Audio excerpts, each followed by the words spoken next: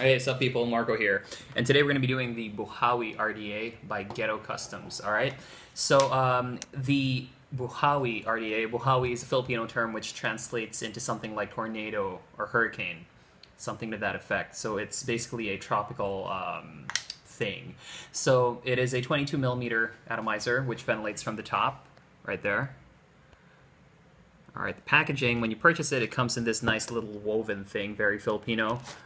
It comes with this drip cap, which is wrapped in this this little thing right here, and it also has a drip tip, the Buhawi drip tip, which is made of copper and stainless steel.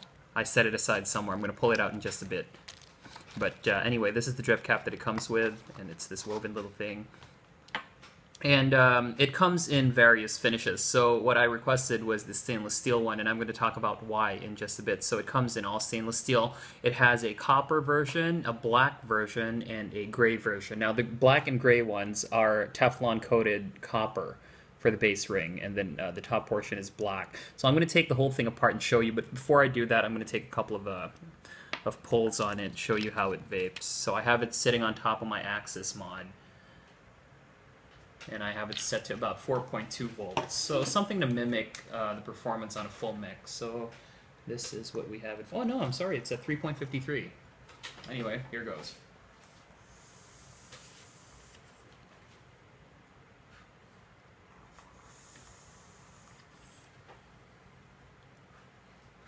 Alright, so we crank the voltage up, of course it's gonna, chuck it a lot better.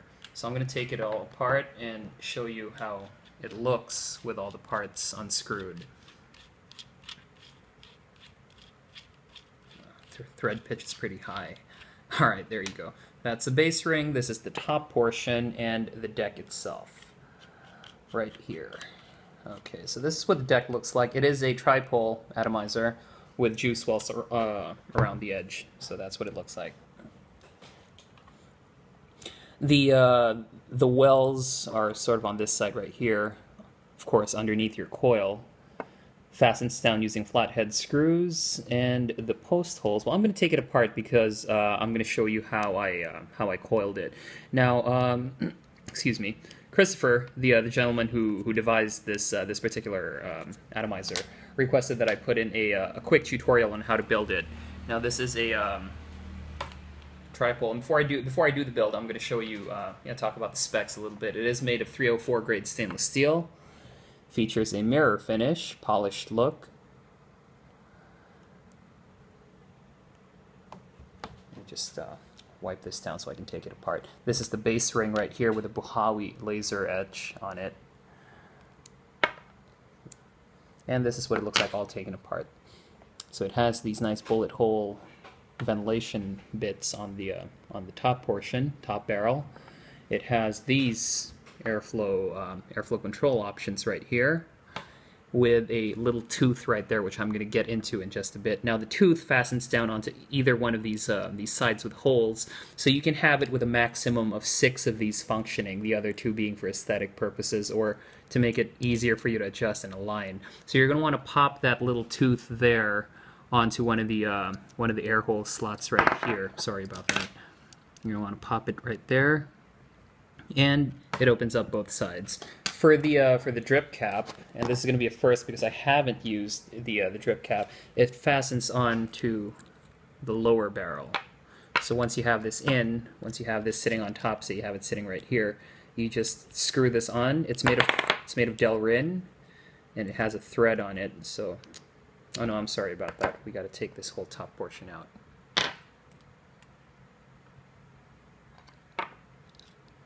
Screw this right here.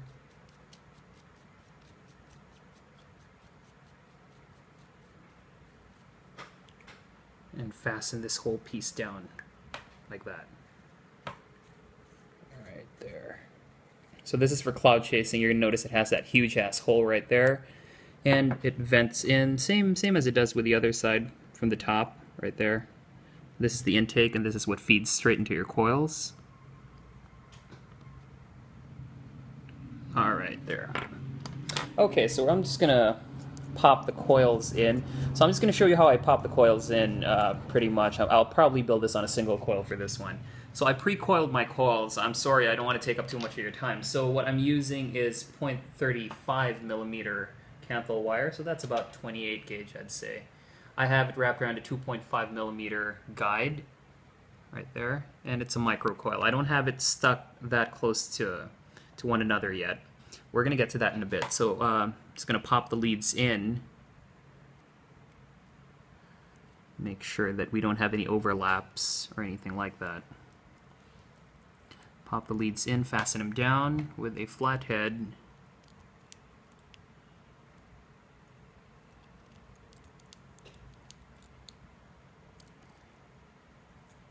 And try to center it a bit. It's easy to center the stuff here because the recess or the thread pitch on the these flatheads that I have on the tripole fasten down pretty quick, and they go pretty deep into the actual post. That's what it looks like with one of them. So what I usually do is I adjust them one by one. So I'm gonna prime this coil up a bit before I insert the other one. So I have 7 wraps of 0.35 millimeter canthal wire on it. So just make sure we have it made in contact. Oh, gotta adjust the pin. That's what I hate about working with builds on my videos, because typically I gotta adjust most of the parts of the mod just to make sure it works. Anyway, we're gonna take a flathead and adjust this thing. Okay. Never mind that it won't sit flush. I just need it to fire up so that I can prime the coil properly. Alright, there you go. Okay, we have it glowing. So what I do is prime it up a bit and then pinch them together using a pair of tweezers. So my tweezers aren't the best looking ones in the world, but pretty much gets the job done. You want it glowing from inside out, and you want them spaced as close to one another as possible. There you go. Okay, I'm gonna trim the ends off with a nail clipper and repeat it with the second coil.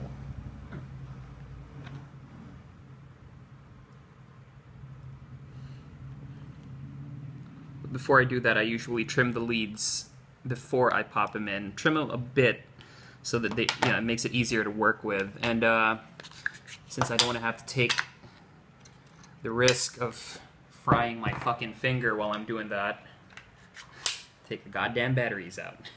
Alright, so just going to loosen up the center connection a little bit so that we can accommodate the second lead, or the second set of leads, rather. I have it in sitting with the guide screwdriver that I'm using. Pop that second lead right in. I usually fasten the center post down first so that I can work easily with aligning the coil, and then I do the opposite lead on the other end. So once that's all nice and tight, I'm just going to push it a little bit, and once you've pushed it, you can start adjusting the tightness of all the heads to make sure you didn't throw any of them off of alignment. So it should make sure it doesn't make any contact with the deck. Pop your batteries back in, but that's just me. You're probably working on a much nicer setup. And fire them up. Alright, so get the coils nice and even. Want to pop them together like that, and make sure they're glowing equally.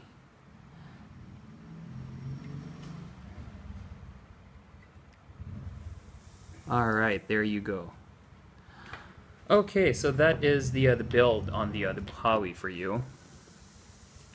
Now we're just going to pop the cotton back in, and I'm going to talk about the pros and cons while I'm doing that. Okay? So pro number 1, the flavor on this atomizer is fucking amazing. This is way up there. If you've been following my videos, you know that my top flavor addy right now is actually the Vengeance, and this can actually go head-to-head pretty much with the flavor output on the Vengeance. And I don't mean any disrespect to them. Both the modders are actually friends. They're part of what has been billed as Team All-Star here in the Philippines. So I don't think they're going to mind me mentioning that. It can go pretty much head-to-head with that. I like the fact that you can do single coils on this device, though. Very, yeah, I believe that's an integral function that all RDAs should have, because not everyone goes for duals. I mean, I just learned how to build duals fairly recently, so you know, that's definitely a huge plus. The second Pro that I got is that it has a nice package. I mean, you can pretty much justify the price point on it because of the inclusions. I mean, it comes with the drip tip, it comes with the drip cap, and it gives you it basically caters to whatever type of vapor were to buy this. I mean, if you're a cloud chaser, you can definitely get clouds out of this. If you're a flavor chaser, you're definitely also going to be able to get very, very respectable levels of vapor output on it. So I'm just trimming the leads off the cotton right here. We're going to soak it up in a bit, give it a few hits, and hopefully I didn't fuck this up completely. So once I've gotten the leads all nice and neatly trimmed, I usually tuck the tails underneath the coil, like that.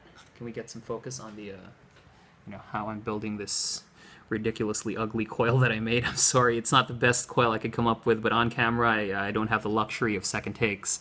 So that's pretty much what it looks like after.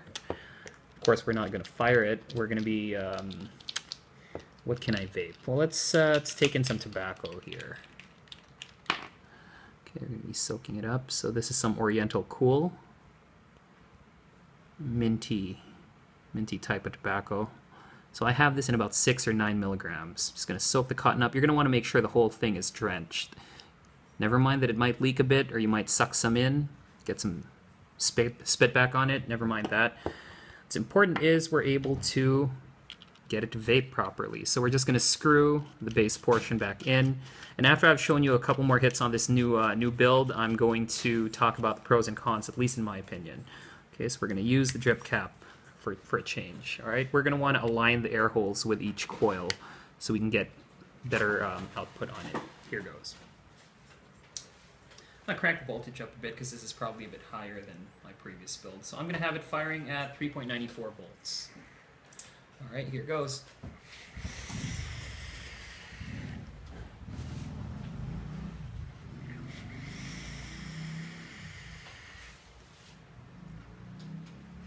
All right, so whoop-de-doo, I was able to get it in one take. Thank you. Okay, now pros and cons. Pro number one is flavor and vapor both there, and that's very rare in today's atomizers to get both of them working properly, you know, that way. The second pro that I have is, again, the value that you're getting out of it. I mean, you have the devices for flavor chasing. It can accommodate 510 drip tips as well, so you're not stuck with just a wide bore. You can tighten the draw using this ring right here, and making sure that you only that you cover up one side of the air holes. Because if you notice, I'm not sure if the camera can get that, one side has yeah, some of them are not full air holes. These are like indentations, so you can fit that little tooth right there in. So depending on where you fit it, you can have a certain number of air holes opened. Now for the cons, con number one is it's pretty hard to figure out this airflow. I mean, it doesn't have an indicator, so you're going to notice, although there are holes on all the sides, you know, you only have 3 that are actually functioning. So either you open both up by popping the side with one air hole, or with just one set of functioning air holes on one side, or you can open both of them up like so, you know, just by twisting the indentation. So it's pretty hard to figure it out first time around, but second time, third time you pop it back in, it's not that much of a big deal. Second con is the other variants. Now I talked to Christopher about this, and he took it pretty nicely. The others feature different colors for the base ring and the top portion as well. My issue with that is that the base ring makes direct contact with your juice and your coil. Now, even though it is Teflon coated copper, coating eventually fades. So I'm not a big fan of copper, but you know, easily remedied. You can get the stainless steel ones, which is what I did. Now that's why I requested for this when Christopher gave me a choice. I made sure that I got the stainless steel one. But again, that's personally, you know, that's a personal thing. That's me. By way of cons, when it comes to the build space, I don't have any issues. You know, it's pretty cut and dry, pretty easy to vape, pretty easy to build on. And the flavor is just, you know, I can't get enough of that flavor. I mean, it's way up there. It's slowly, catching up to the Vengeance as my my primary flavor addy. So I have both of them when I go out. That's mostly what I take if I'm not going to be out for long. If I'm going to be going to a shop or a place where people want to check some clouds, this is also something you can take out because you saw the output on it. I mean, it's pretty respectable shit.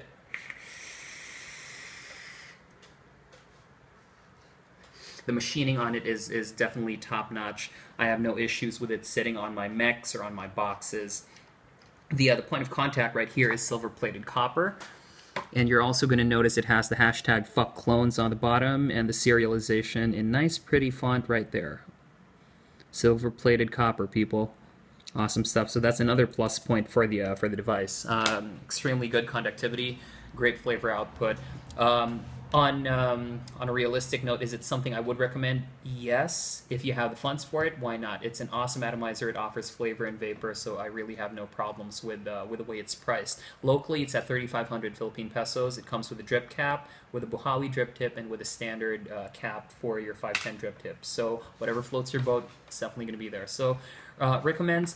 It's pretty hard to gauge that question because basically that depends on the budget you have. But if you have the funds for it, this is definitely something you're going to want to pick up. It's good for flavor. It's good for vapor. It's one of those devices that you could use on an all-day basis, all day, every day. So it's one of those drippers that's way up there, and I'm pretty fucking impressed with the way it was made. The machining, it was amazing. I just had to rinse it once. There was no extra machine well, no burrs on the top cap, no smudging or no stock or factory scratches. So very, very well machined. The quality control that goes into these things is amazing. So that's the Buhawi RDA for you by Ghetto Customs Incorporated. There, I finally got the name right. Yeah, because it has the link right here. It says Ghetto Inc. Customs. Yeah, so I think I got the name right. Well, again, I want to give a huge shout out to Christoper Malolos who sent this over. I really appreciate it, buddy. Thank you. And I'm going to catch you all soon. So, vape hard, people. Cheers.